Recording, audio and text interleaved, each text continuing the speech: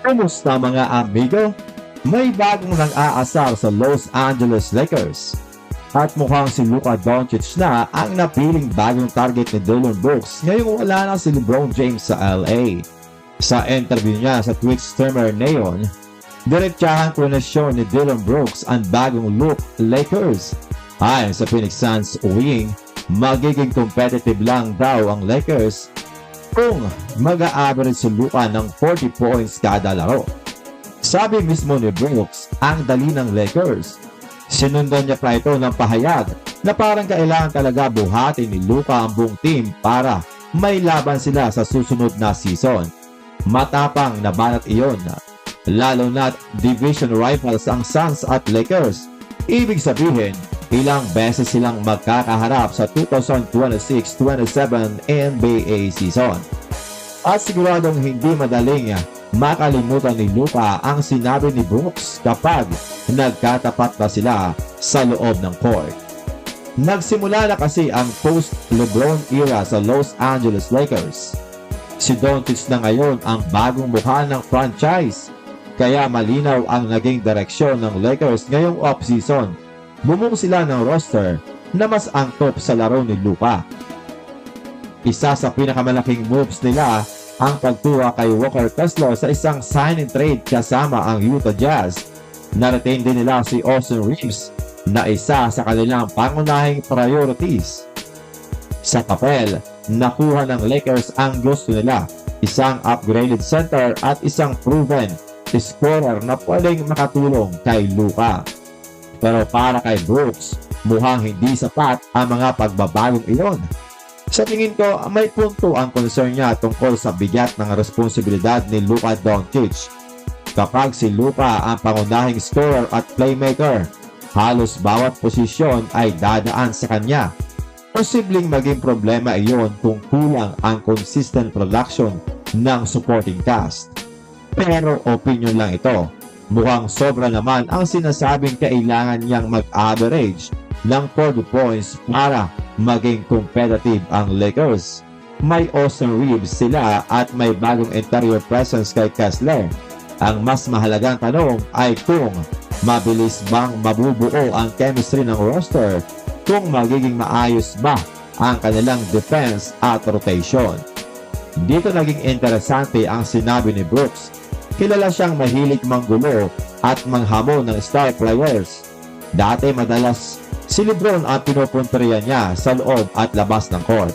Ngayon wala na si LeBron sa Lakers, posibleng si Luka naman ang maging sentro ng attention niya. At hindi lang si Brooks ang gustong subukan si Luka Doncic. Ang Wizards rookie at number 1 overall pick na si AJ Dybala ay excited ding makaharap si Luka. Pero iba ang dahilan niya. Gusto raw niyang malaman kung gaano talaga kahirap bantayan ang Lakers superstar. Ayon kay Dybala, napanood na niya itong maglaro ng live si Luka at parang napakadali lang daw ang lahat para rito. Kaya gusto niyang maiwan sa isang ISO island laban kay Luka Doncic. Curious siya kung talagang mabagal gumalaw si Luka o mukhang mabagal lang dahil kontrolado nito ang bawat galaw. Iyan ang nakakalito sa laro ni Luka Doncic. Hindi siya umaasa sa explosive speed. Gumagawa siya ng separation gamit ang timing, step backs, dribble moves at body control. Last season ay nag-a-average niya ito ng 33.5 points, 7.7 rebounds at 8.3 assists per game. Sa tingin ko, magandang mentality ito para kay Dybala dahil hindi siya umaatras sa challenge. Pero ibang klase ang experience kapag ikaw na mismo ang nagbabantay. Isang maling hakbang lang, pwedeng step back 3. Kapag masyado kang lumapit, pwede kang lampasan o pilitin sa foul. Habang pinagdududahan ni Brooks ang Lakers, mataas naman ang tingin ni Kevin Durant sa bagong team ni LeBron sa Philadelphia. Sa isang USA basketball event, sinabi ni Durant na may sapat na offensive firepower ang Sixers para maging contender sa 2027 championship. Ikinumpara pa niya ang scoring potential ng Sixers sa Warriors team na kasama niya noon, kasama sina Stephen Curry at Klay Thompson.